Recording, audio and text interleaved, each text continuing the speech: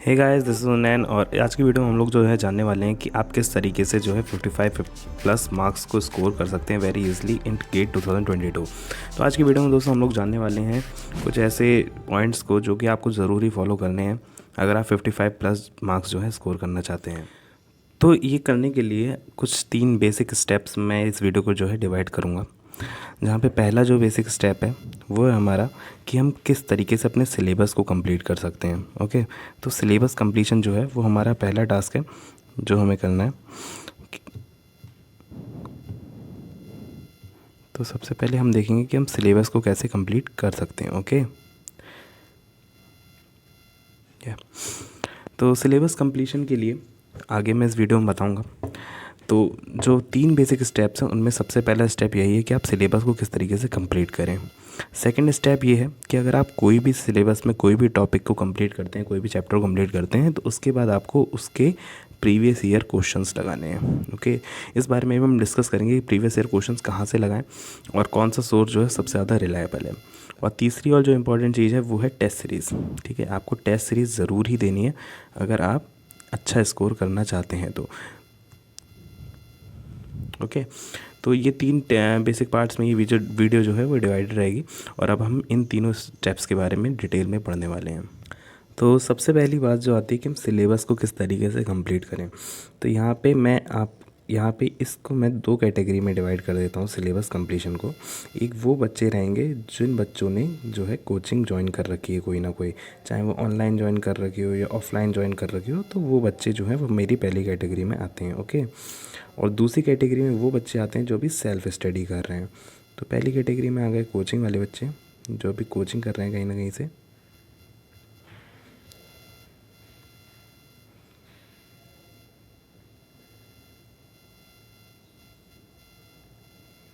और दूसरी कैटेगरी में हमारे बच्चे आ गए जो सेल्फ स्टडी कर रहे हैं।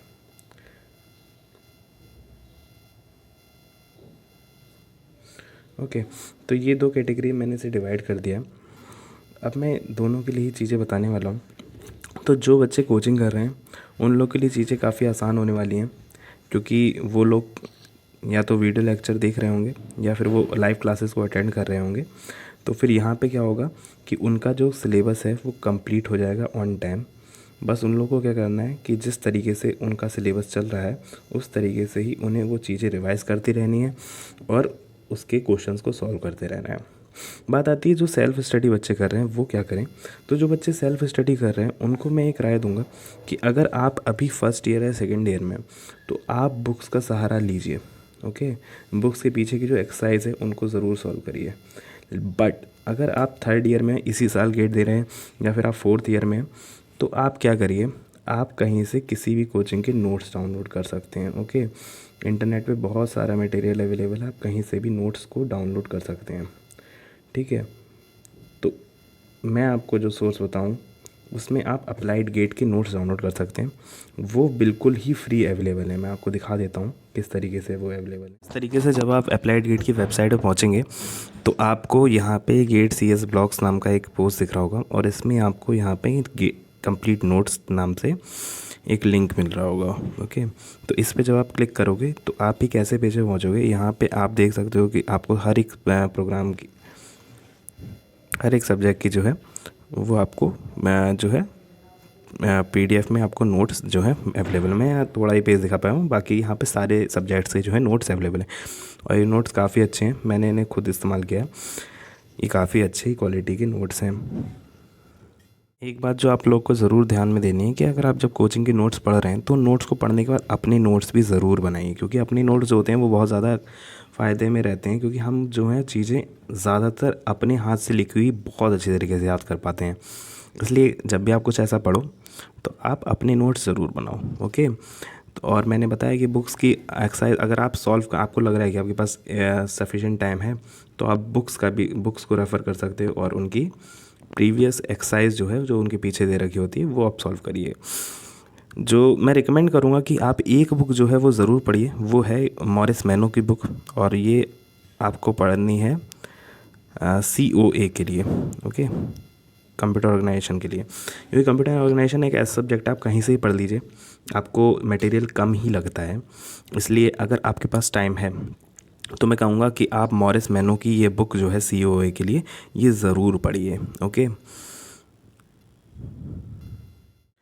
एक और सोर्स है जहाँ से आप अपने आप सिलेबस कंप्लीट कर सकते हो, वो है NPTEL के लेक्चर्स, जहाँ से आप फ्रीली अपना कोर्स जो है आप कंप्लीट कर सकते हो। मैं आपको बता दूंगा कि कौन से लेक्चर्स आपको पढ़ने हैं किस सब्जेक्ट के लिए।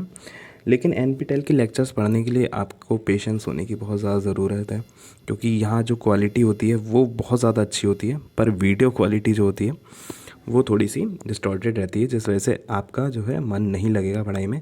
और लेक्चर्स भी काफ़ी ज़्यादा बड़े होते हैं, इसलिए आपको पेशेंस रखना पड़ेगा।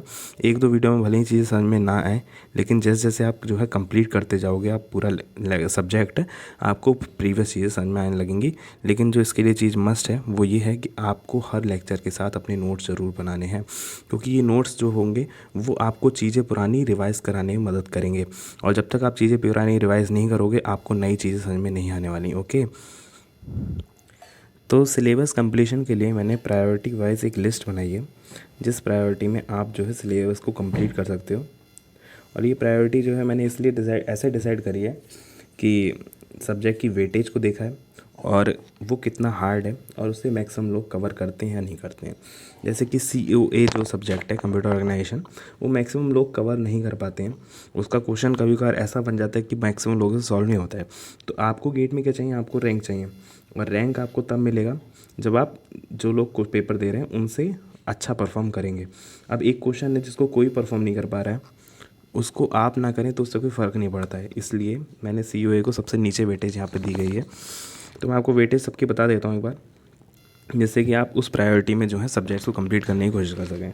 तो सबसे पहले मैंने जो है इंजीनियरिंग मैथ्स को रखा है, और इंजीनियरिंग मैथ्स के साथ साथ डिस्क्रीट मैथ्स भी आपको कवर करना है, क्योंकि ये जो पोर्शन है ये अब फिक्स हो गया है गेट 2021 से।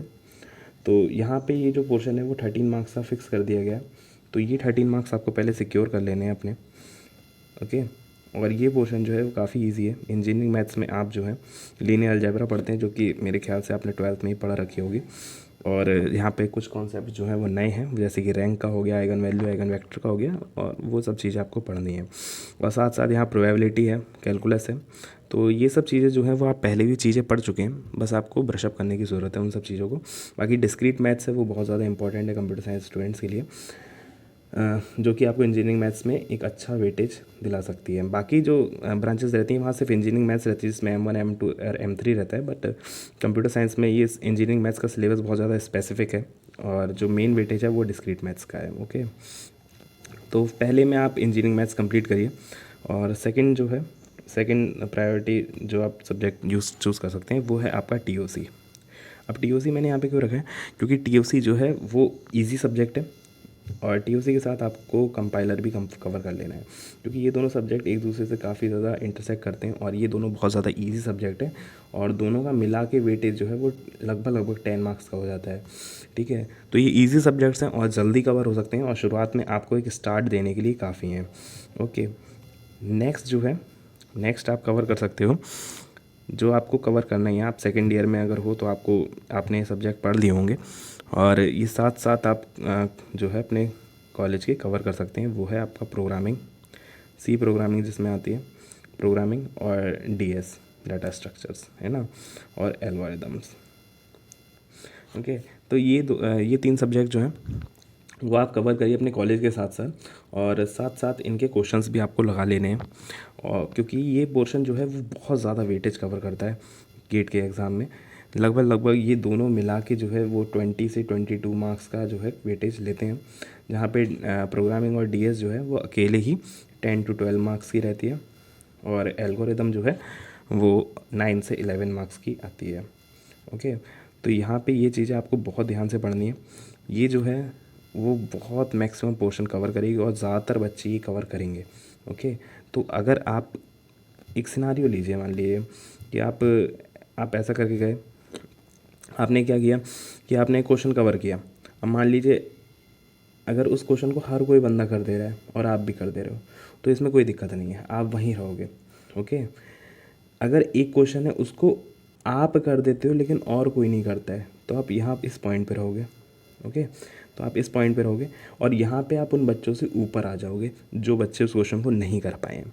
और वर्स्ट केस सिनेरियो ये है कि एक क्वेश्चन आया, उसे सब ने कर दिया लेकिन आप नहीं कर पाए, तो आप यहाँ आके गिरेंगे। और ये जो है वर्स्ट केस सिनेरियो है, यहाँ पे आप न्यूट्रल में रहेंगे और यहाँ पे आप पॉजिटिव में रहेंगे, आप नेगेटिव आ जाएंगे। ओके, तो ये जो है वो रैंक डिसाइडर्स रहते हैं, ऐसी चीज़ें जो सब लोग कर दें पर आप नहीं कर पाएँ, ये रैंक डिसाइडर रहेगा। आपकी रैंक को ये 100 से 1000 भी पहुंचा सकता है, और ये जो है वो आपकी रैंक को 500 से 50 के अंदर भी ला सकते हैं। ओके, और न्यूट्रल में आप एक एवरेज स्कोर कर सकते हैं। ओके,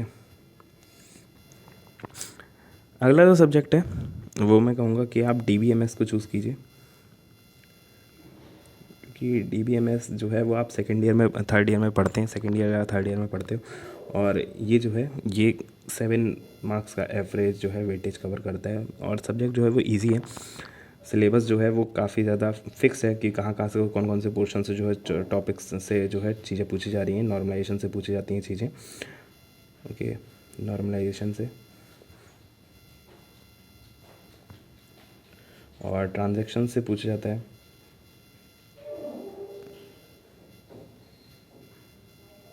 ओके, तो ये और ER डायग्राम से पूछा जाता है चीज़ें। ठीक है, तो यहाँ से ज़्यादातर मैक्सिमम पोर्शन जो है वो कवर हो जाता है। बाकी लेकिन सिलेबस तो आपको कंप्लीट करना ही है अगर आप अच्छा स्कोर करने के लिए सोच रहे हैं। तो कोई भी चीज़ आपको सिलेबस में नहीं छोड़नी है अगर आप एक अच्छा स्कोर करना चाहते हैं तो। बाकी मेन टॉपिक्स जो हैं वो तो आपको ज़्यादा ध्यान देना ही है उन पे।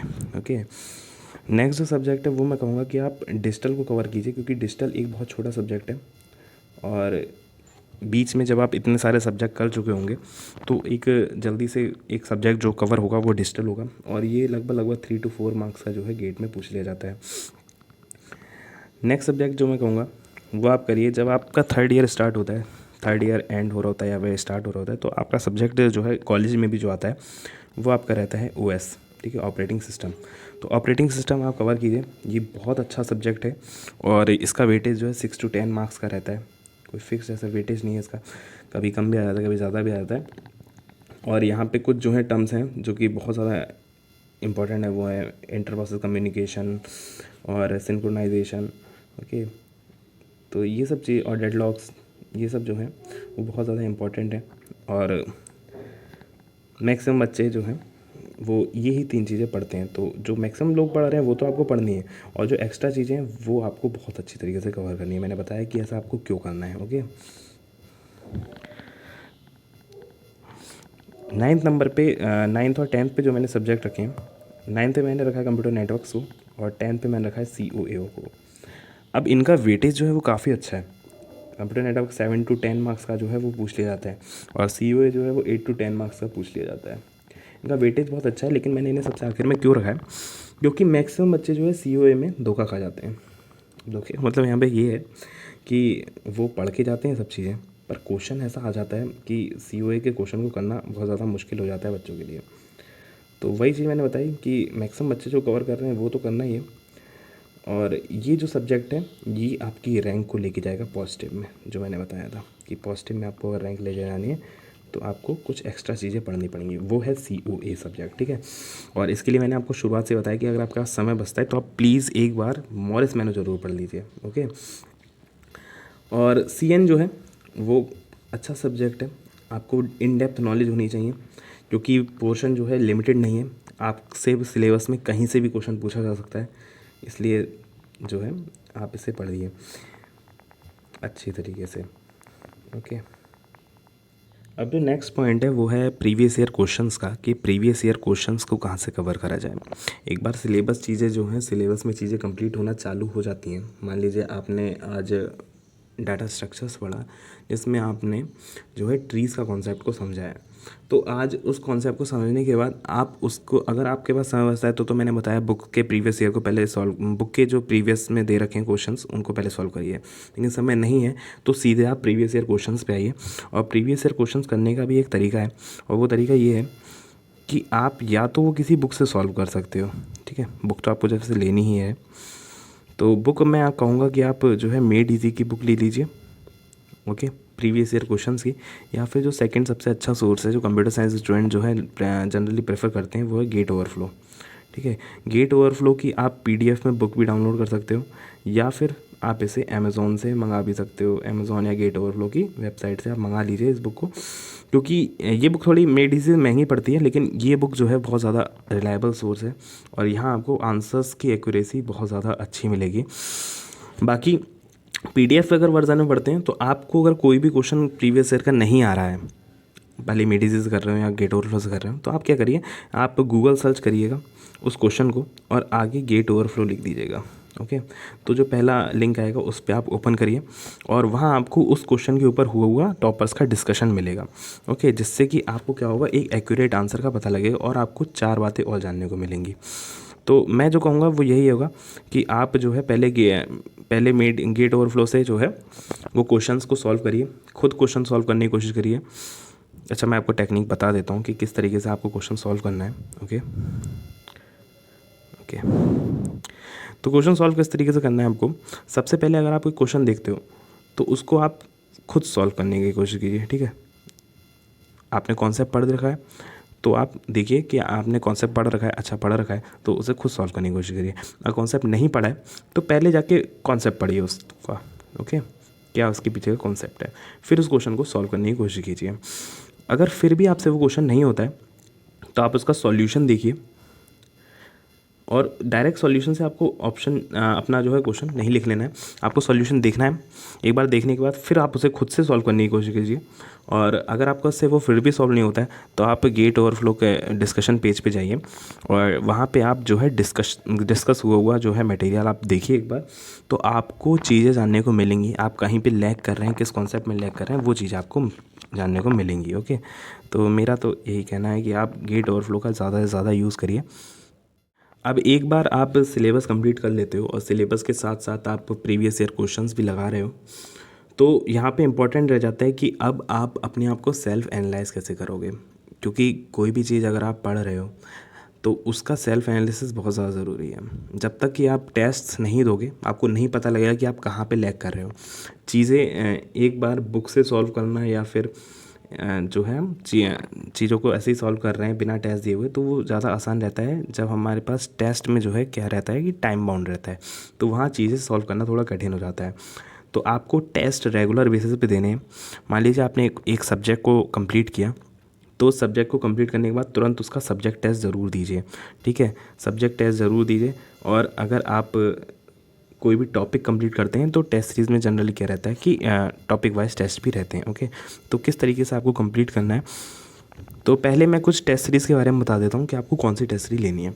तो टेस्ट सीरीज़ को लेने से पहले हमें ये देखना होगा कि सबसे ज़्यादा लोग किस टेस्ट सीरीज़ को दे रहे हैं। अब ऐसा मैं क्यों कह रहा हूँ, क्योंकि सबसे ज़्यादा लोग जिस टेस्ट सीरीज़ को दे रहे होंगे वहाँ आपको पता चलेगा एक्चुअल कंपटीशन क्या है। ठीक है, तो सबसे ज़्यादा लोग जो है वो मेड इजी की टेस्ट सीरीज़ को देते हैं, तो आप मेड इजी की टेस्ट सीरीज़ ज़रूर लीजिएगा, क्योंकि यहाँ आपको पता चलेगा एक्चुअल में कंपटीशन आपका किन लोगों के साथ है। आपको जो है वो अंडर 300 रैंक के लिए टारगेट रखना है। ओके, तो आपको मेड इजी की टेस्ट सीरीज़ ज़रूर लेनी है। सेकंड जो है, अगर आप मेड इजी की टेस्ट सीरीज़ में जो है 12 जो होते हैं फुल लेंथ रहते हैं टेस्ट, तो 12 अगर आप और भी टेस्ट सीरीज़ देना चाहते हैं तो मैं दूसरा सोच कहूँगा, वो कहूँगा मैं अप्लाइड गेट का ले लीजिए। ओके, अप्लाइड गेट की टेस्ट सीरीज़ ले लीजिए, या फिर आप एस एकेडमिक भी ले सकते हैं, और तीसरा आप ले सकते हैं रविंद्र बाबू रवूला।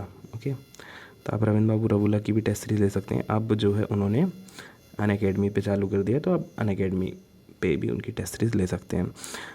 ओके, बाकी मैं जो बताऊं तो मैंने जो है खुद सब अपनी प्रिपरेशन करी है, तो मैंने मेड इजी लिया था और मैंने अप्लाइड गेट लिया था। ओके, तो इस तरीके से आप कर सकते हो। बाकी मैंने एक एक्स्ट्रा टेस्ट सीरीज़ भी ली थी और वो थी टेक्स्ट बुक की, तो टेक्स्ट बुक के भी टेस्ट काफ़ी सही थे। यहाँ फुल लेंथ जो टेस्ट थे वो बहुत ज़्यादा आसान थे, तो मैं फुल लेंथ के लिए इसे प्रेफर नहीं करूँगा, लेकिन जो सब्जेक्ट वाइज टेस्ट है वो काफ़ी सही थे और शुरुआत में आपका बेस बनाने के लिए काफ़ी अच्छे थे। अब टेस्ट सीरीज़ को किस तरीके से देना है वो मैं आपको बता देता हूँ। तो किस तरीके से आपको टेस्ट को अटैम्प्ट करना है वो मैं आपको बताता हूँ। तो पहली बात जो मैंने बताई कि आपको क्या करना है, कि जैसे ही आपका कोई भी सिलेबस कोई भी सब्जेक्ट या फिर कोई भी टॉपिक जो है वो कंप्लीट होता है, कोई भी टॉपिक या फिर सब्जेक्ट जो है वो कंप्लीट होता है, तो आपको उसका टेस्ट दे देना है, ठीक है। ओके, और आपको एक सेपरेट कॉपी बनानी है, ठीक है, जिसमें आप जो है टेस्ट देते होंगे। तो इससे फ़ायदा क्या होगा कि जब भी आप बाद में उन टेस्ट को रिवाइज़ करोगे तो आप उस कॉपी को देख के रिवाइज़ कर सकते हो। अब उस कॉपी में आप करोगे क्या, जिस तरीके से आप टेस्ट देने बैठते हो तो उस कॉपी में आप 1 क्वेश्चन डाल के फिर उसका सॉल्यूशन लिखो, 2 क्वेश्चन डाल के उसका सॉल्यूशन लिखो, जो आपको लगता है अच्छा है ना, जो आपको सही लग रहा है उस समय सॉल्यूशन, वो आप इस तरीके से लिख सकते हो। बाद में जब आप टेस्ट दे दोगे तो आपके जो मार्क्स आएंगे उनको आप साइड में लिख लीजिए, डेट भी उस दिन की डालिए, और उसके बाद एक अलग पेन से, मतलब रेड पेन ले लीजिए। तो रेड पेन से क्या करेंगे आप, मान लीजिए आपने कि 3rd क्वेश्चन में आपने जो है मिस्टेक कर दी। और उसमें मिस्टेक क्या थी, उसमें मिस्टेक ये थी कि आपको वो फॉर्मूला नहीं पता था जो उस क्वेश्चन में लग रहा है। तो आप क्या करेंगे, साइड में उसके एक बॉक्स बनाना, और अगर वो कॉन्सेप्ट नहीं आता है तो वो कॉन्सेप्ट पहले लिखिए, ओके, फिर वो फॉर्मूला लिखिए। और अगर आपने यहाँ पे कोई सिली मिस्टेक करी है तो आप उस बॉक्स के अंदर बड़ा बड़ा लिखना कि सिली मिस्टेक। इससे क्या होगा, इससे क्या रहेगा कि आप वो गलती आपने उस समय कर दी, लेकिन आप फिर कभी वो गलती नहीं करोगे। और टेस्ट सीरीज़ का यही फ़ायदा है कि आप जितनी गलतियां करना चाहते हो आप टेस्ट सीरीज़ में करिए, उससे कोई फ़र्क नहीं पड़ता। शुरुआत में जो है आपके आप देखोगे कि लोग जो है 25 मार्क्स भी स्कोर कर रहे हैं टॉपिक वाइज में, लेकिन आप उससे बिल्कुल भी डरिएगा मत। आपके भले ही 13 या 14 मार्क्स आ रहे हो, उससे कोई फ़र्क नहीं पड़ता। आपको अभी क्या करना है, अभी आपको एनालाइज करने हैं अपने टेस्ट और अपनी गलतियों को सुधारना है, क्योंकि आप अभी फर्स्ट टाइम चीज़ें दे रहे हो और यहाँ आप गलतियाँ सुधारने के लिए ही आए हो, ओके। तो इससे कोई डरने वाली बात नहीं है। तो इस तरीके से आप टेस्ट को एनालाइज करिए। एक बार जब आपके सारे टेस्ट जो हैं वो ख़त्म हो जाएंगे तो आप क्या करना, ये जल्दी जल्दी आपको चीज़ें रिवाइज़ करनी है हर टेस्ट से पहले। आप जब फुल लेंथ टेस्ट देना चालू करोगे तो आप अपनी वो टेस्ट वाली कॉपी खोलिएगा, और तो आप उसमें देखोगे कि आपने बहुत चीज़ें रेड रेड रेड रेड करके लिख रखी हैं। तो बस आपको क्या करना है कि पेज पलटते रहना, उन रेड चीज़ों को पढ़ते जाना, ओके। तो इससे क्या रहेगा कि आपको बहुत सारे क्वेश्चंस एक बहुत कम समय के अंदर आप जो है रिवाइज़ कर पाओगे, ओके। और नोट जो है वो तो रिवाइज़ करना ही है, पर वो टेस्ट सीरीज़ के भी जो आपको क्वेश्चंस हैं वो रिवाइज़ करते जाना है। तो ये जो थी वो पूरी स्ट्रेटजी थी कि किस तरीके से आप लोग जो हैं वो टेस्ट को अटैम्प्ट कर सकते हो। तो होप करता हूँ कि आप लोग को चीज़ें समझ में आई होंगी इस साल आपको किस तरीके से पढ़ना है, ओके। तो उम्मीद करूँगा कि आप लोग ये स्ट्रेटजी अपने दोस्तों के साथ भी शेयर करोगे। अकेले अकेले चीज़ें नहीं जो है रखनी चाहिए अपने पास तक, चीज़ों को बांटना भी चाहिए, जिससे कि आपके दोस्तों की भी हेल्प हो पाए। तो ओके, थैंक यू, बाय।